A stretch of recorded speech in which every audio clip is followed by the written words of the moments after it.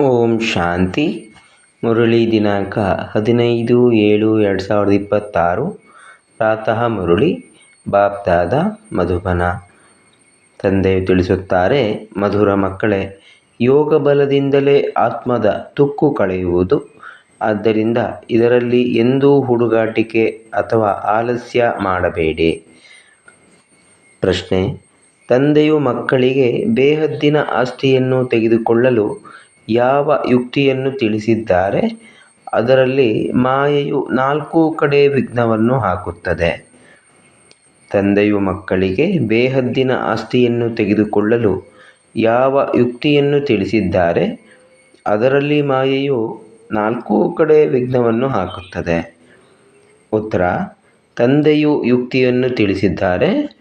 ಮಕ್ಕಳೇ, ನೀವು ಬ್ರಹ್ಮಕುಮಾರ ಕುಮಾರಿಯರು, ಒಬ್ಬ ತಂದೆಯ ಮಕ್ಕಳು, ಪರಸ್ಪರ ಸಹೋದರ ಸಹೋದರಿಯರಾಗಿದ್ದೀರಿ. ನೀವೆಂದೂ ಕುದೃಷ್ಟಿಯನ್ನು ಇಡಲು ಸಾಧ್ಯವಿಲ್ಲ.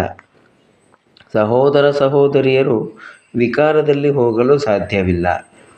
ನೀವು ಶಿವತಂದೆಯ ಮತದಂತೆ ನಡೆದು ಬೇಹದ್ದಿನ ಆಸ್ತಿಯನ್ನು ಪಡೆಯಬೇಕಾಗಿದೆ. ಆದರೆ ಮಾಯೆಯೂ ಕಡಿಮೆ ಇಲ್ಲ. 4 ಕಡೆ ಇದರಲ್ಲಿಯೇ ವಿಘ್ನಗಳನ್ನು ತರುತ್ತಾ ಇರುತ್ತದೆ. ನಾವು ಸಹೋದರ ಸಹೋದರಿಯರಾಗಿದ್ದೇವೆ, ಒಬ್ಬ ತಂದೆಯಿಂದ ಆಸ್ತಿಯನ್ನು ಪಡೆಯುತ್ತೇವೆ ಎಂಬುದನ್ನೇ ಮರೆತು ಹೋಗುತ್ತಾರೆ.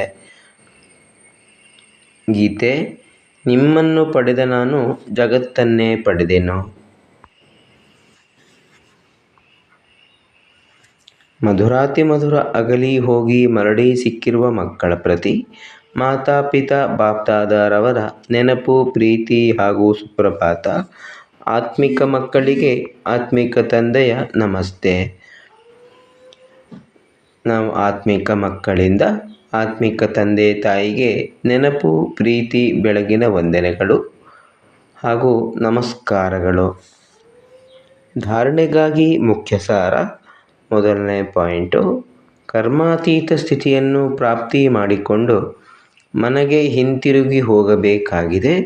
ಆದರೆ ಯಾವಾಗ ಆತ್ಮರ ಬರುವಿಕೆಯು ಮುಕ್ತಾಯವಾಗುವುದೋ ಆಗಲೇ ಹಿಂತಿರುಗಿ ಹೋಗುತ್ತೀರಿ. ಈ ವಿಸ್ತಾರವನ್ನು ಬುದ್ಧಿಯಲ್ಲಿಟ್ಟುಕೊಂಡು ಒಬ್ಬ ಬಬುಲ್ ತಂದೆಯನ್ನು ಪ್ರೀತಿಯಿಂದ ನೆನಪು ಮಾಡಬೇಕಾಗಿದೆ. ಎರಡನೇದು: ಜ್ಞಾನದ ಬೆಳಕು ಸಿಕ್ಕಿದೆ. ಆದ್ದರಿಂದ ನಿಶ್ಚಯ ಬುದ್ಧಿಯವರಾಗಿ ತಂದೆಯಿಂದ ಪೂರ್ಣ ಆಸ್ತಿಯನ್ನು ತೆಗೆದುಕೊಳ್ಳಬೇಕಾಗಿದೆ.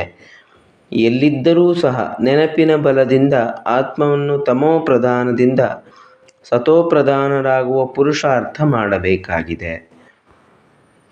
ವರದಾನ: ಸ್ವಮಾನದಲ್ಲಿ ಸ್ಥಿತರಾಗಿರುತ್ತಾ ವಿಶ್ವದ ಮೂಲಕ ಗೌರವವನ್ನು ಪ್ರಾಪ್ತಿ ಮಾಡಿಕೊಳ್ಳುವಂತಹ ದೇಹ ಅಭಿಮಾನ ಮುಕ್ತ ಭವ.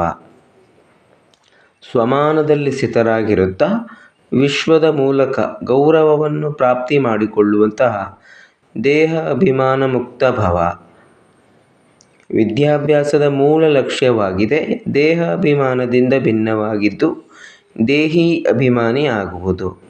ಈ ದೇಹ ಅಭಿಮಾನದಿಂದ ಭಿನ್ನ ಅಥವಾ ಮುಕ್ತರಾಗುವ ವಿಧಿಯು ಇದೇ ಆಗಿದೆ: ಸದಾ ಸ್ವಮಾನದಲ್ಲಿ ಸ್ಥಿತರಾಗುವುದು.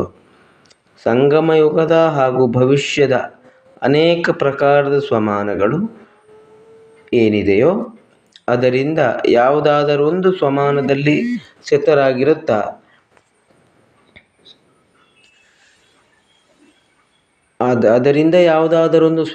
ಸ್ಥಿತರಾಗುವುದರಿಂದ ದೇಹ ಅಭಿಮಾನವು ಸಮಾಪ್ತಿ ಆಗುತ್ತಾ ಹೋಗುವುದು. ಯಾರು ಸ್ವಮಾನದಲ್ಲಿ ಸ್ಥಿತರಾಗುವರೋ ಅವರಿಗೆ ಸ್ವತಃವಾಗಿಯೇ ಮಾನ್ಯತೆಯು ಲಭ್ಯವಾಗುತ್ತದೆ. ಸದಾ ಸ್ವಮಾನದಲ್ಲಿ ಇರುವವರೇ ವಿಶ್ವ ಮಹಾರಾಜನು ಆಗುತ್ತಾರೆ ಹಾಗೂ ವಿಶ್ವವು ಅವರಿಗೆ ಗೌರವ ಕೊಡುತ್ತದೆ. ಸ್ಲೋಗನ್: ಸಮಯದನುಸಾರ ತಮ್ಮನ್ನು ಮೋಲ್ಡ್ ಮಾಡಿಕೊಳ್ಳುವುದೇ ರಿಯಲ್ ಗೋಲ್ಡ್ ಆಗುವುದಾಗಿದೆ. ಸಮಯದನುಸಾರ ತಮ್ಮನ್ನು ಮೋಲ್ಡ್ ಅಂದರೆ ಪರಿವರ್ತನೆ ಮಾಡಿಕೊಳ್ಳುವುದೇ ರಿಯಲ್ ಗೋಲ್ಡ್ ಸತ್ಯ ಚಿನ್ನ ಆಗುವುದಾಗಿದೆ. ಅವ್ಯಕ್ತ ಸೂಚನೆ: ಜ್ವಾಲಾ ಸ್ವರೂಪ ಸ್ಥಿತಿಯಲ್ಲಿರುತ್ತಾ ಶಕ್ತಿಶಾಲಿ ನೆನಪಿನ ಅನುಭವ ಮಾಡಿ. ಈಗ ನಿರ್ಭಯ ಜ್ವಾಲಾಮುಖಿಯಾಗಿ ಪ್ರಕೃತಿ ಮತ್ತು ಆತ್ಮರೊಳಗಡೆ ಇರುವ ತಮೋಗುಣವಿದೆ, ಅದನ್ನು ಭಸ್ಮ ಮಾಡಿ. ತಪಸ್ಯ ಅರ್ಥಾತ್ ಜ್ವಾಲಾ ಸ್ವರೂಪ ನೆನಪು.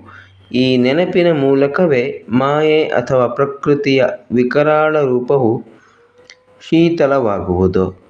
ನಿಮ್ಮ ಮೂರನೇ ನೇತ್ರ ಜ್ವಾಲಾಮುಖಿ ನೇತ್ರ ಮಾಯೆಯನ್ನು ಶಕ್ತಿಹೀನರನ್ನಾಗಿ ಮಾಡುತ್ತದೆ.